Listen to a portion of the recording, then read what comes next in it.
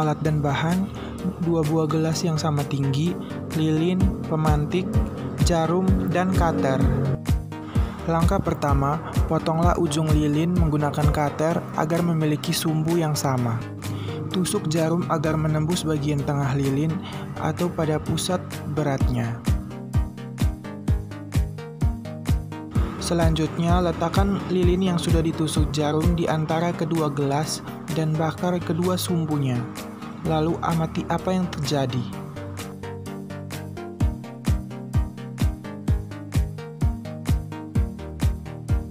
Dapat dilihat bahwa lilin pada awalnya berat sebelah karena posisi jarum tidak tepat ada di titik beratnya.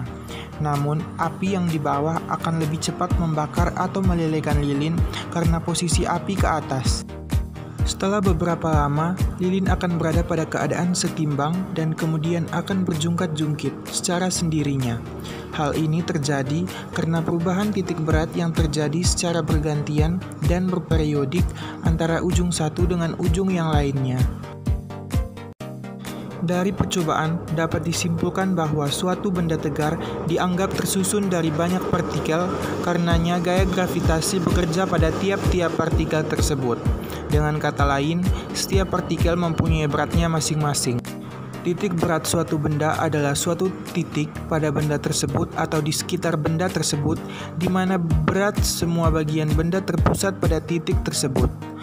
Pada titik inilah gaya gravitasi bekerja.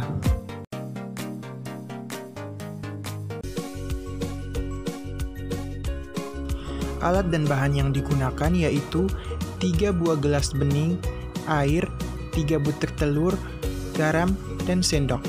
Langkah pertama, isi ketiga gelas dengan air sebanyak 3/4 gelas. Selanjutnya, kita akan mengecek apakah ketiga buah telur tersebut masih segar ataukah sudah busuk. Telur yang masih segar akan tenggelam jika dimasukkan ke dalam air. Dapat kita lihat bahwa 3 butir telur tersebut dalam keadaan tenggelam. Artinya, telur tersebut masih dalam keadaan segar. Selanjutnya, kita akan menambahkan 1,5 sendok garam pada gelas kedua, lalu diaduk sambil mengamati apa yang terjadi pada kondisi telur.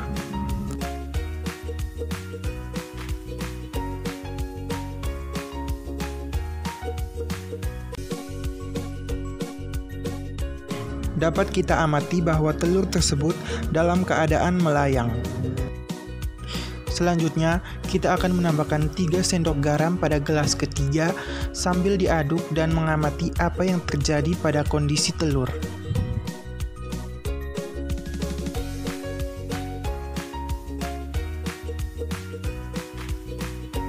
Dapat kita amati bahwa telur tersebut dalam keadaan terapung. Kenapa ketiga hal ini bisa terjadi? Pada gelas pertama, telur tenggelam dikarenakan massa zat cair lebih rendah dari massa telur. Pada gelas kedua, telur dalam keadaan melayang dikarenakan massa zat cair sama dengan massa telur. Sedangkan pada gelas ketiga, telur dalam keadaan terapung dikarenakan massa zat cair lebih besar dari massa telur.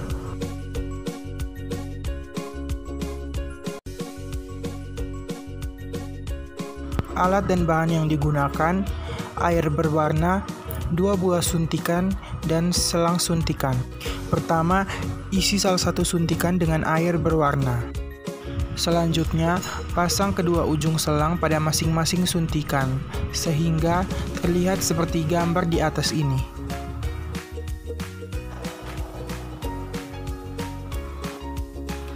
Ketika suntik yang berisi air ditekan, maka akan muncul gaya tekan yang akan diteruskan oleh selang ke suntik yang lainnya. Begitupun sebaliknya, gaya yang dihasilkan adalah sama besar.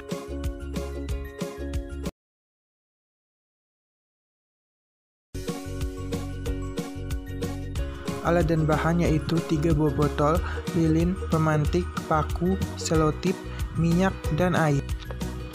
Lubangi tiap botol menjadi 3 lubang dengan paku yang telah dipanaskan dengan jarak yang berbeda-beda.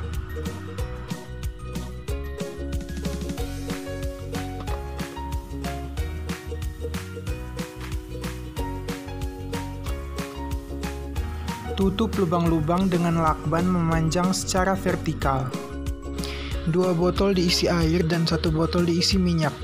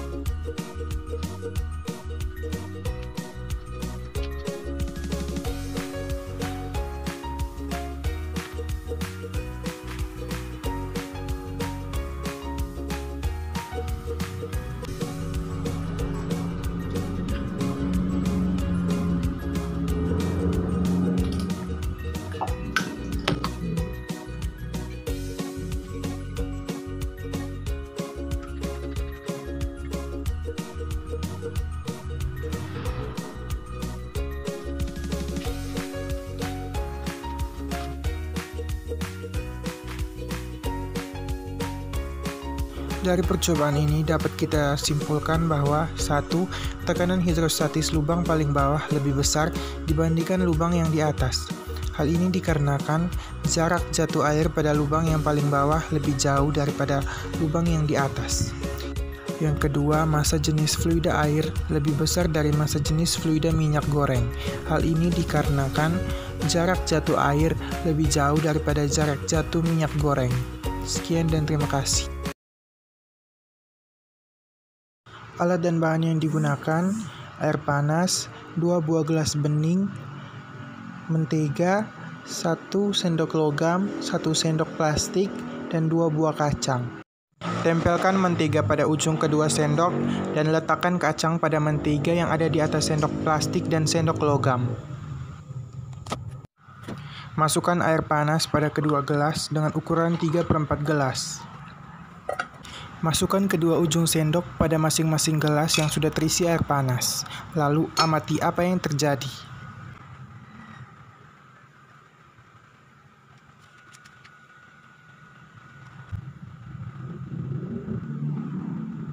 Dapat dilihat bahwa mentega pada sendok logam sudah meleleh dan jatuh, sedangkan mentega pada sendok plastik masih menempel. Hal ini disebabkan karena logam memiliki sifat menghantarkan panas dengan cepat. Oleh karena itu, mentega dapat meleleh dengan lebih cepat, sedangkan sendok plastik tidak.